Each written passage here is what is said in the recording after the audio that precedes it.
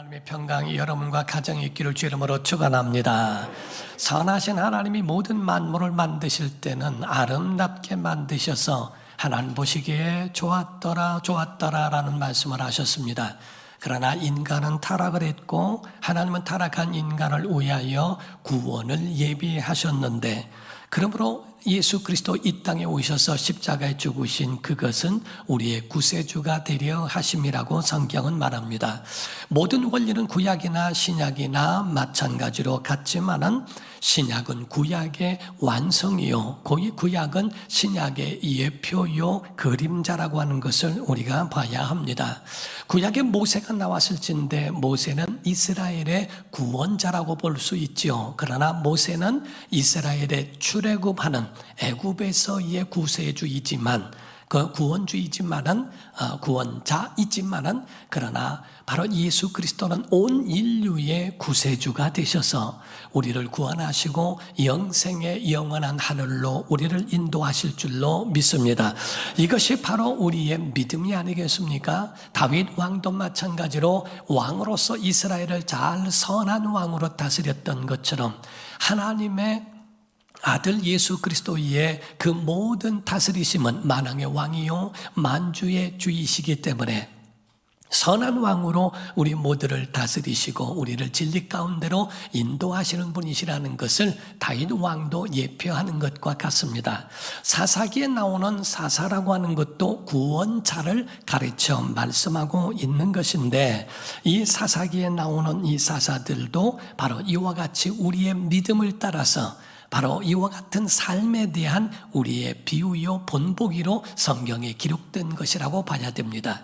그래서 여러분과 저는요, 성경을 통하여 배워야 합니다. 곧 우리에게 구원을 주신 그 구원을 알아야 하고, 구원받은 자의 삶의 패턴이 무엇이고 성공자들이 어떻게 사용을 받고 쓰임받는가에 대하여 우리는 배워야 한다는 거지요. 사랑하는 성도 여러분, 구원은 하나님의 전적 은혜인 줄로 믿습니다. 그래서 하나님이 우리에게 구원 주신 건 전적인 하나님의 은혜로 된 거예요. 모세가 애굽에서 탈출할 때 10가지 재앙이 모세에 의한 것이 아니라 하나님에 의한 것인 것처럼 하나님이 하신 것이지 모세가 하거나 거기에 이스라엘 백성이 한 것은 하나도 없습니다. 구원은 하나님의 전적인 은혜인지라 십자가에서 죽으신 그 피의 은혜가 우리를 구원해 주신 줄로 믿습니다. 그러나 성도의 몫이 있는데, 성도의 몫이라고 하는 것은 이 구원의 믿음을 지키며 그 말씀대로 순종하며 그 믿음을 유지하며 살아가는 것은 성도의 몫이라는 거지요. 구원은 하나님의 몫이지만은 바로 우리가 믿음을 지켜 행하는 것은 사람의 몫과 같다는 것을 말합니다. 그러므로 믿음의 사람이라고 한다면 하나님만 바라보이는 게 아니라 인간도 보여야 한다는 겁니다. 하나님을 향해서는 예배하는 것이고, 인간을 향해서는 그들을 배려하고 수용하고 이해하고 용납하면서 그들을 바로 하나님의 사람으로 인도하며 이끌어가는 선한 마음이 바로 영혼을 구원하는 그 길의 통로가 되어지기 때문에 하나님 앞엔 예배하는 것이 절대적이지만 사람을 향하여서 그들을 자비를 베풀며 은혜를 나누면서 살아가는 것도 우리의 사명이라 하는 겁니다. 그러므로 예수 그리스도께서 우리에게 말씀하신 그 성경 구절의 가운데에 보게 되면 한 비유를 말씀하셨어요. 어떤 사람이 예루살렘을 떠나서 그래서 여리고로 내려가다가 강도를 만났다는 겁니다. 그 강도에 의해서 다 뺏기고 거반 죽게 되었는데, 그 죽게 된 그 모습을 하는 번은 제사장이 오늘날 목사를 말하죠. 제사장이 지나가다가 보았지만은 그냥 지나가게 되었고, 레위인 성도와 같지요. 바로 봤지만은 난 또 예배하러 가야 돼 하면서 그냥 지나가기에 이르게 됩니다. 그런데 이방인이었던 사마리아 사람인데 그는 무슨 계급이 있거나 어떤 사람의 존경을 받거나 성경 가운데 거룩하게 구별된 사람도 아님에도 불구하고 그 사마리아 사람은 그 사람을 만나 그를 응급치료를 하고 또 치료소에 그를 데리고 가서 그에 대하여 모든 비용을 지불합니다. 돈이 많지 않으니까 돌아올 때 만약에 더 들면 내가 줄 테니까 그때까지 잘 보살펴주고 치료해달라고 부탁하기에 이르게 되지요. 그때 예수님 말씀을 하십니다. 누가복음 10장 36절 37절을 보게 되면 내 생각에는 이 세 사람 중에 누가 강도 만난 자의 이웃이 되겠느냐, 이르되 자비를 베푼 자니이다. 예수께서 이르시되 가서 너도 이와 같이 하라 하시니라 라고 말씀하시죠. 제사장의 직무가 잘못된 거 아닙니다. 레위인도 제사하러 가는 그 모든 예배의 행위가 잘못된 것도 아닙니다. 그러나 삶은 주께서 이 선한 사마리아 사람의 삶대로 살아라, 이와 같이 행하라 라고 주님이 말씀하시리만큼 하나님께 향한 믿음을 절대로 뒤로 하거나 그 믿음에 대하여 양보할 수는 없죠. 그러나 이것도 행해야 된다고 하는 것에 대하여 주님은 우리에게 비유로 말씀해 주셨다 하는 겁니다. 사랑하는 성도 여러분, 아멘 해봅시다. 우리는 하나님께 사랑을 받아야 됩니다. 그리고 사용도 받기를 주 이름으로 축원합니다. 사랑을 받는 것은 구원을 말하는 것이고 사용을 받는 것은 상급이요 하나님께 향한 면류관과 영광을 가르쳐 말하는 거예요. 하나님이 우리를 사랑하셨기 때문에 우리를 구원하신 겁니다. 요한복음 3장 16절을 보면 하나님이 세상을 이처럼 사랑하사 독생자를 주셨으니 이는 그를 믿는 자마다 멸망하지 않고 영생을 얻게 하려 하심이라 라는 말씀을 하죠. 요한계시록 22장 10절부터 12절을 보게 되면 또 내게 말하되 이 두루마리의 예언의 말씀을 인봉하지 말라, 때가 가까우니라. 불의를 행하는 자는 그대로 불의를 행하고 더러운 자는 그대로 더럽고 의로운 자는 그대로 의를 행하고 거룩한 자는 그대로 거룩하게 하라. 보라, 내가 속 키우리니 내가 줄 상이 내게 있어 각 사람에게 그가 행한 대로 갚아주리라 라고 되어 있습니다. 곧 우리가 어떻게 행했느냐, 하나님께 향한 예배뿐만이 아니라 많은 사람들에게 어떠한 것으로 행했든지 그 행한 대로 갚아주시겠다라고 말씀을 하고 있어요. 그러므로 우리는 그의 사랑으로 말미암아 구원을 받은 것처럼 우리가 그분의 우리에게 명령하신 계명을 따라 행하는 그 모든 사용받은 일들에 대하여서는 하나님이 상급으로 또 면류관으로 영광으로 갚으시겠다고 하는 하나님의 언약이 있는 겁니다. 우리가 사사기를 볼진데 이 사사기나 이 모든 성경은 우리에게 어떤 것인가? 본보기라고 되어 있습니다. 고린도전서 10장 6절을 보게 되면 이러한 일은 우리의 본보기가 되어 우리로 하여금 그들이 악을 즐겨한 것 같이 즐겨하는 자가 되지 않게 하려 함이라고 말씀을 합니다. 11절입니다. 그들에게 일어난 이런 일은 본보기가 되고 또한 말세를 만난 우리를 깨우치기 위하여 경계거리로 기록하신 것이라고 말씀을 했어요. 광야에서 하나님을 시험하다가 멸망받았나니 너희는 하나님 절대 시험하지 마. 하나님 원망하다가 어떤 사람 불뱀에 물려 죽었대. 하나님 원망하지 마. 그래서 하나님께 향하여 이런저런 모든 죄를 범하면 안 돼 라고 하는 우리에게 본보기로 성경을 기록하시면서 우리에게 이와 같이 하지 말아야 할 것은 하지 않고 해야 할 일들에 대하여 순종해야 할 것을 우리에게 가르쳐 주신 것과 같습니다. 오늘 사사기를 보게 되면 사사기 사이클이라고 그래요. 사이클과처럼 이렇게 뱅뱅 도는 것을 가르쳐 말하고 있습니다. 이것이 바로 악순환과 같아서 그게 또 돌아갑니다.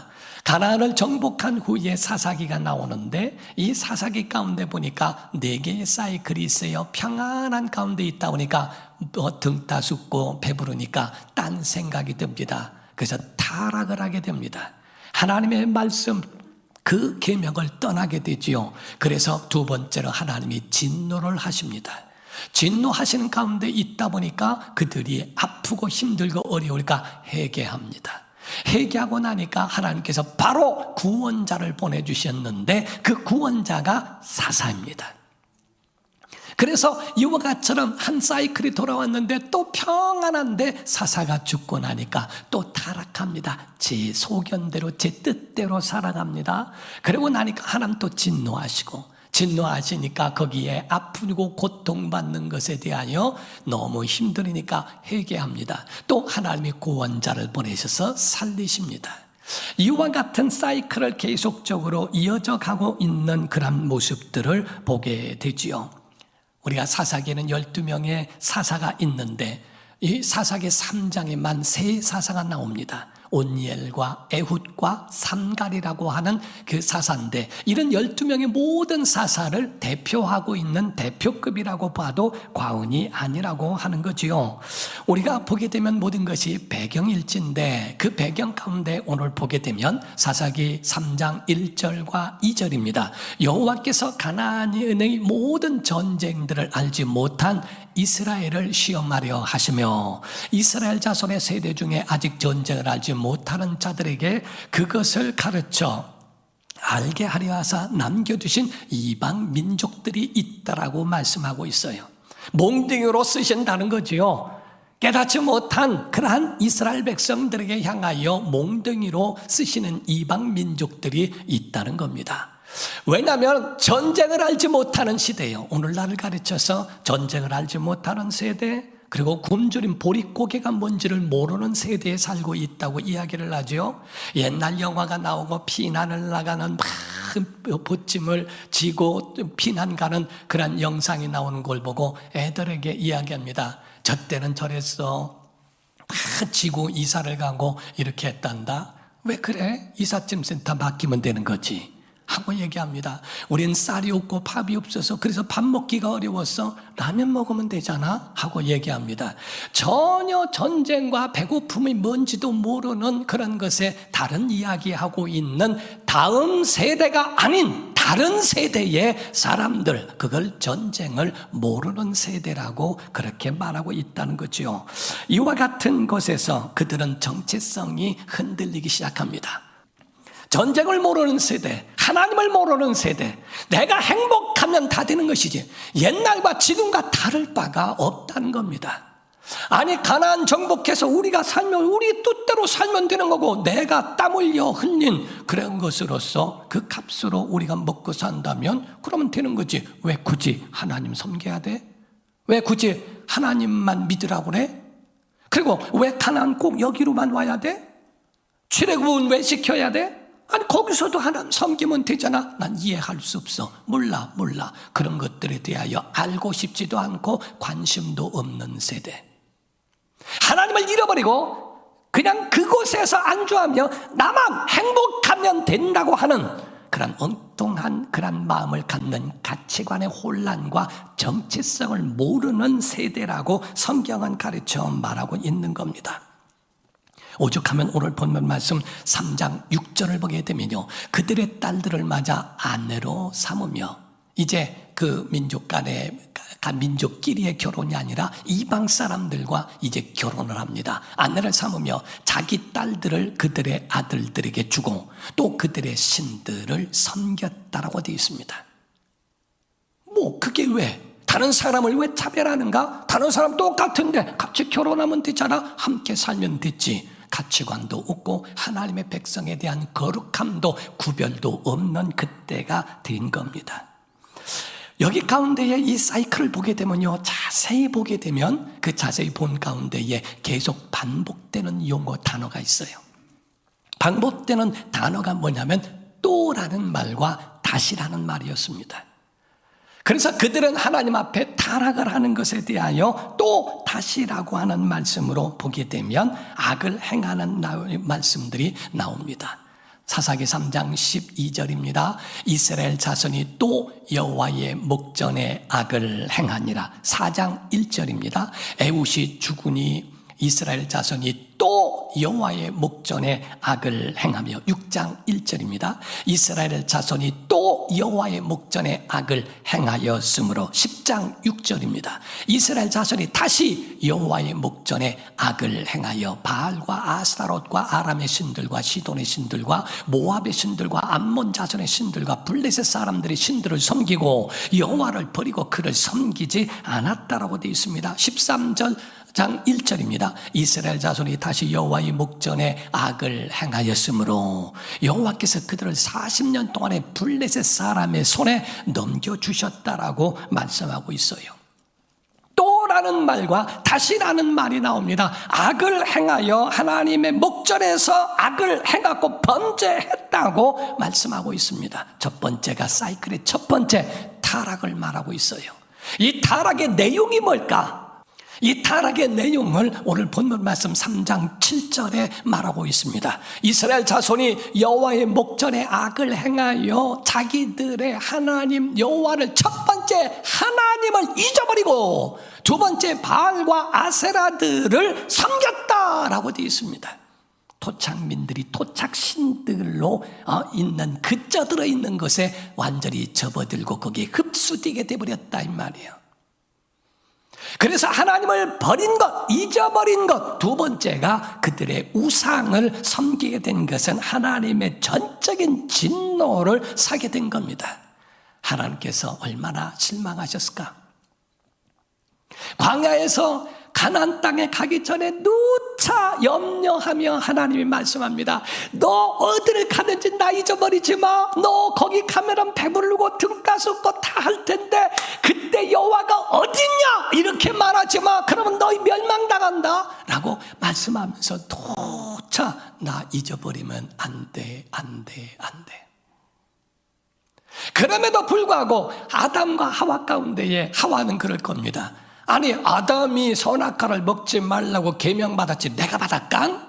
하고 아담에게 말한 거 나하고 상관이 없는 것 같처럼 그렇게 그러나 아담이 얘기 들은 거니까 나도 먹지 말아야 되겠다라고 절제는 했는데 유혹이 오니까 홀랑 넘어간 것처럼 마치 그 가운데에 하나님의 계명은 우리 조상들이 받았지 우리까지 그게 해당돼? 나만 행복하면 끝이야 라고 그렇게 여기지 않았을까?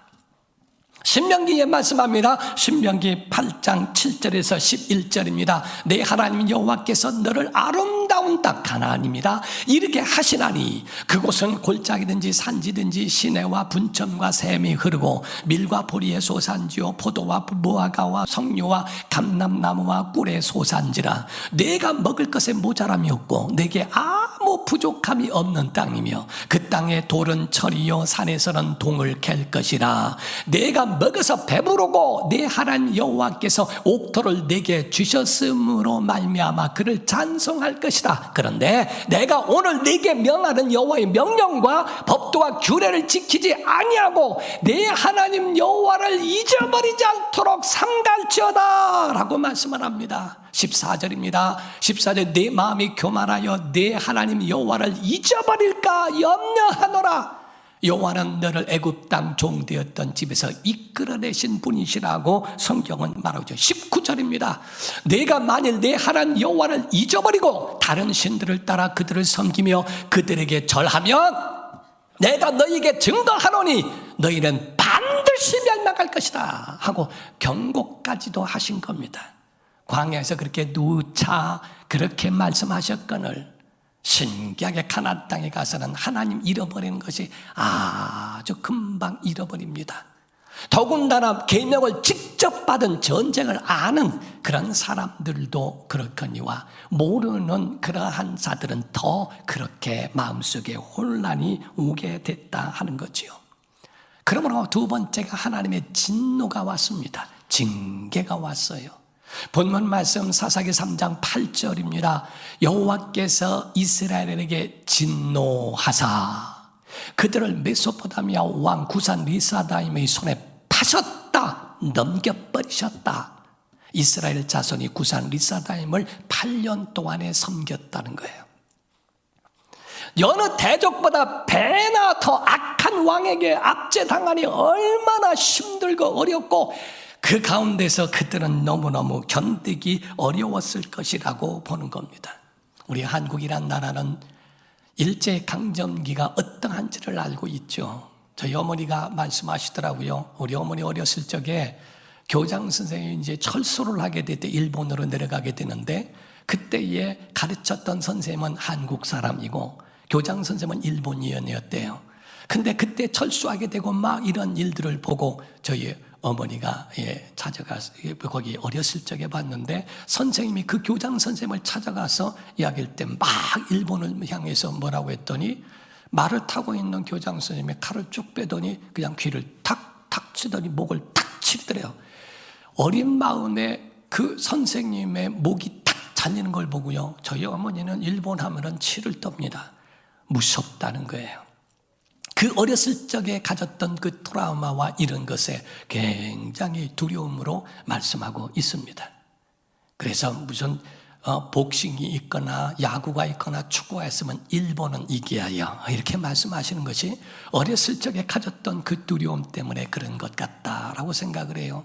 여러분, 일제강점기가처럼 힘들고 어려운 시기에 말을 뺏깁니다. 글을 뺏겼습니다. 이름을 뺏깁니다. 그래서 우리 이름을 쓰지 않고 장식 개명을 하게 만듭니다. 조공을 바치게 되고 남자들 소년들은 끌려가 전쟁의 총알바지가 돼버리고 소녀들은 끌려가 위안부와 이런 정신대 같은 이런 것들을 통하여 자기의 성놀이객감이 되어버리는 그런 것이 압제라 하는 거죠. 우리가 보게 되면 이런 학설도 있습니다. 우리 집에 왜 왔니 왜 왔니 왜 왔니 라고 하는 것이 일제강점기를 표현하고 있다는 거예요. 꽃 찾으러 왔다는 게 소녀 찾으러 왔다는 거죠. 무슨 꽃을 찾으러 왔느냐? 누구 꽃을 찾으러 왔다. 가위바위보에서 뺏어갑니다. 지금 굉장히 무서운 말일 수도 있는 거예요. 우리가 놀이로 이야기할 수 있을 것 같지만 그것이 우리 집에 왜 왔을까? 꽃 찾으러 왔다 하고 말하는 그 말이 얼마나 두려운 말인지 모르죠. 그게 놀이로 가고 있는 것도 있다는 겁니다.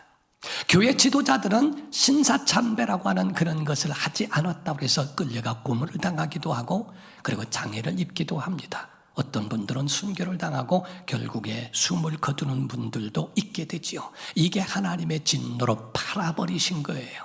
어떤 사람은 진노가 오면 하나님이 어디 있느냐라고 이야기하지만 하나님의 필요성을 못 느낄 때 하나님의 보호를 거두어 가시면 바로 이와 같이 팔릴 수도 있다는 것을 경고합니다.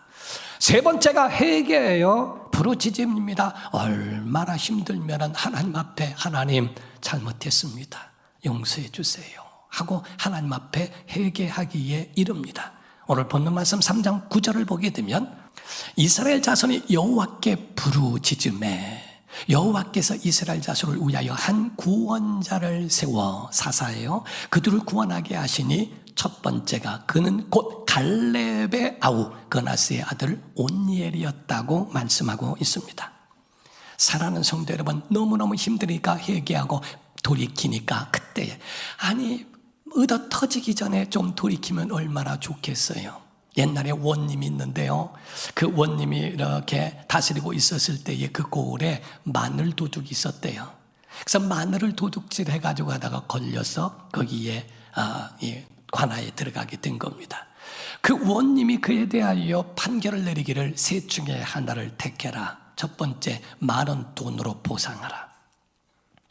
두 번째, 그렇게 못하겠거들랑 마늘 100쪽을 이 자리에서 먹어라.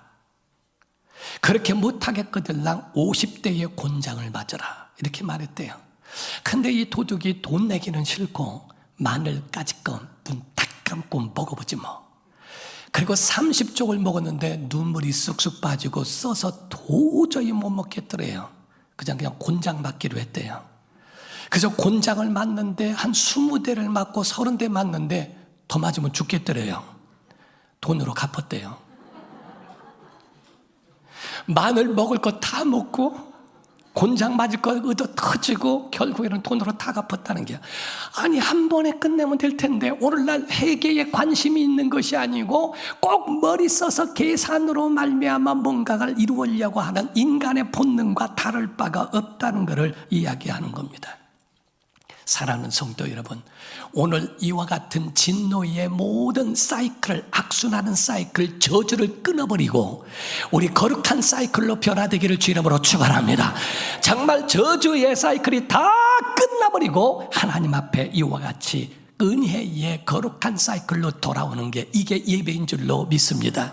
세 번째가 바로 이와 같이 회개인 것처럼 네 번째가 구원 구원자를 세우사, 곧 사사를 하나님이 세우셔서 그들을 이끌어내시는 그 역사를 이루시는데 첫 번째가 온니엘입니다. 이 온니엘은 누구일까? 이 온니엘은 다른 사람이 아니고 갈렙의 아우라는 거지요. 오늘 본 말씀 3장 9절에서 11절을 보면 이스라엘 자손이 여호와께 부르짖음에 여호와께서 이스라엘 자손을 위하여 한 구원자를 세워 그들을 구원하게 하시니 그는 곧 갈렙은 여호수아와 함께 가나안을 정복했던 그 장군과 같은 거죠. 그 갈렙의 아우 그나스의 아들 온니엘이라고 되어 있어요.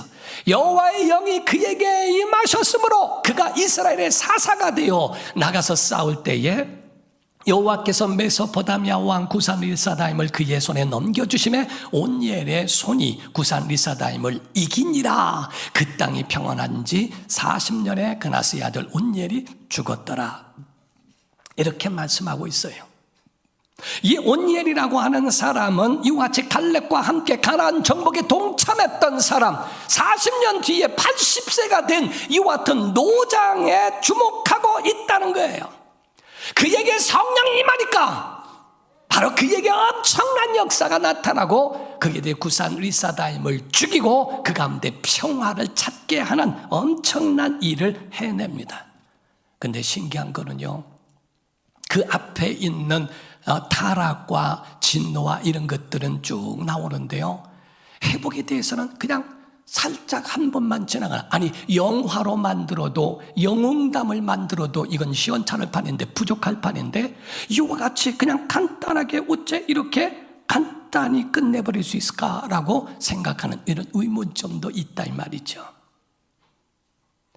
에웃이라고 하는 사람도 나옵니다. 그리고 삼갈이라는 사람도 3장에 나옵니다. 근데 삼갈이라고 하는 사람에 대하여서 보게 되면 우리가 성경에 말하고 있는 것처럼 이와 같이 삼갈이라는 사람이 성경에 나오는 이 사람은 어떤 사람일까? 바로 소모는 막대기 하나로 거기서 완전히 600명의 사람을 그 가운데에 끝내버릴 수 있는 믿음의 사람으로 세워진다.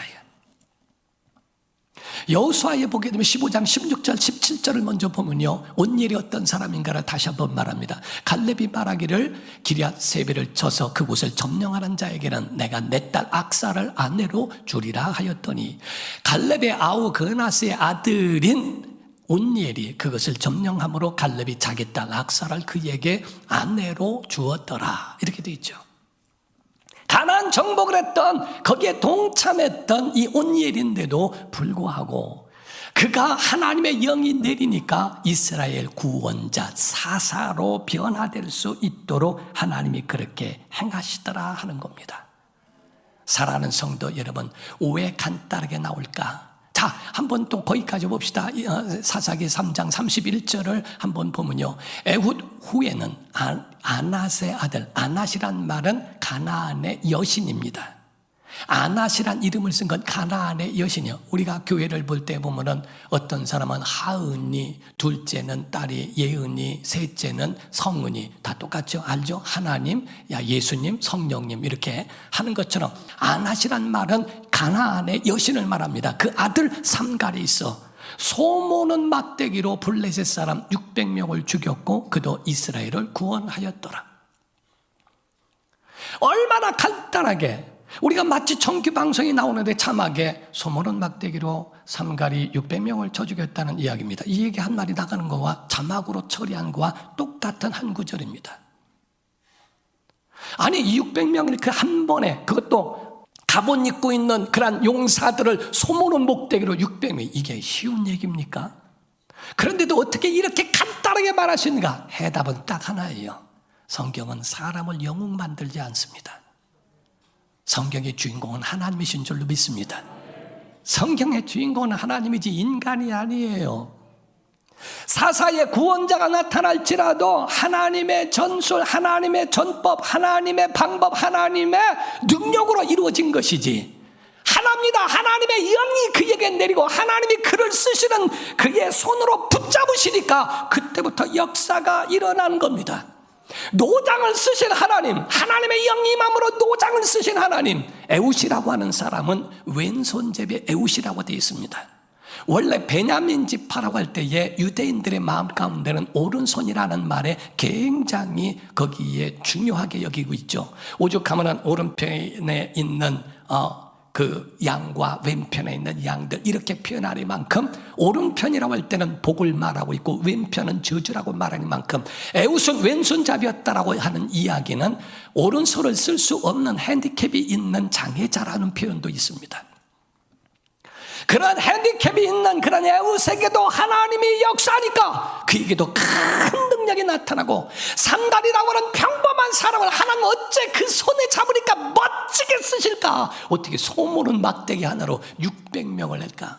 다시 말하면요, 전쟁이나 이런 모든 것에는 무기 싸움도 아니고 전략 싸움도 아니고 숫자 싸움이 아니라 영적 싸움이라는 거예요.